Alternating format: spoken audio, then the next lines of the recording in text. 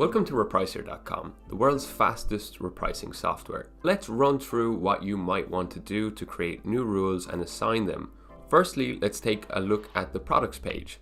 On the products page, you can view a catalog of your products, get more important information on them, and take actions such as assigning min and max values and assigning rules to each product.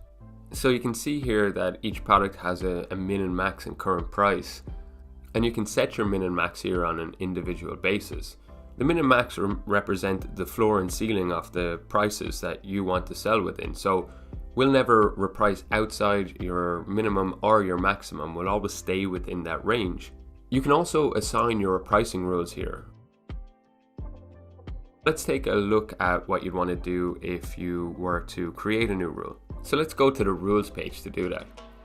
With Repricer.com, you can create as many strategies as you want using different rules and assign these rules to the different products. You'll be able to see here a list of the rules that you already have. And if you click on the number, you'll be brought to the products page with an automatic filter applied so you can see just the products that have that rule applied to them. So let's take a look at adding an Amazon repricing rule. Here we've got a wide range of pre-made templates focusing on the most popular strategies used by Amazon sellers. For now, let's just go and create our own one from scratch. If you look closely at the bottom of the page, you'll see that the repricing rule is divided into three separate sections. So you've got the Repricer basic rule, the advanced options, and the competitor rules. Let's start with the basic rule. What you choose here depends on you, but I'm going to choose to undercut competitors by 2 cents, and that's my default. Think of the default pricing rule as your fallback.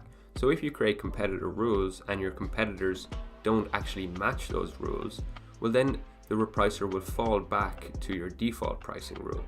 The next thing is to choose how you want to set your minimum and maximum prices. So if you choose to do it manually, you'll go back to the products page and do it based on each product, or you can do it in bulk or through a CSV. There's other ways of doing it. You can read more about those here. For now, I'm just going to choose to manually assign them. So let's move on to the advanced options. In the advanced options part of the rule, you can build in exclusions and scenarios.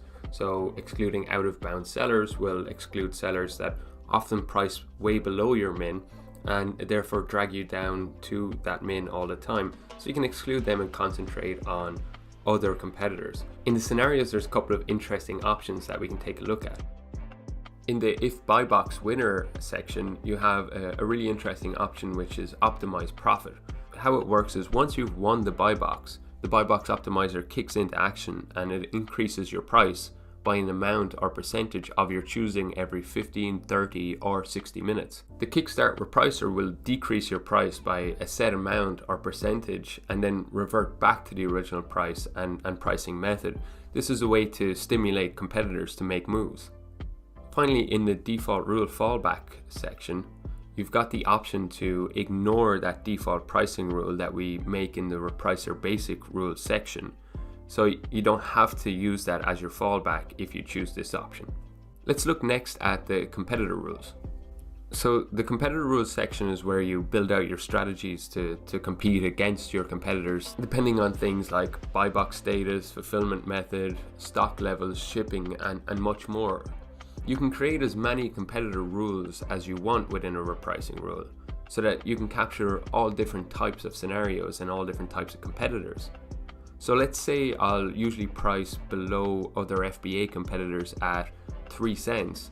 I can do that here, and then I can save that competitor rule and come back in and make a new one, say for other competitors who have a lot of more feedback and a higher rating than me. So I can put in the feedback count and rating and then go back and adjust the price a little bit more to be more competitive against those ones. So maybe I want to reprice below them by 50 cents. So when we save that, we can take a look through how our competitor rules are lined up.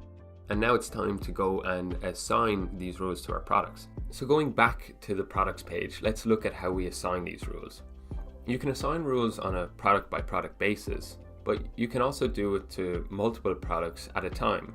So what you might like to do is find a number of products which fulfill a certain criteria and then apply the rule to them in bulk. So let's try that. There's a lot of powerful filtering options available. Let's say we want to filter for products based on buy box status, and I want them to be in stock. Then I can get all the products that fulfill this criteria and apply the rule to them. So that's a really good quick way of assigning a rule. If I want to do it on a product by product basis, I can just do it here in the Repricing Rules section.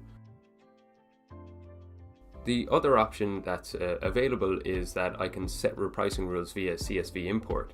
So I can do that on the bottom left in the import section.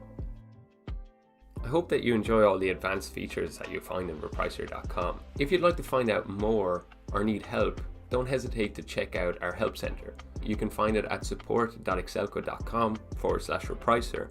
If you need to reach out to the support team directly, you can get them through live chat or via email at support@repricer.com.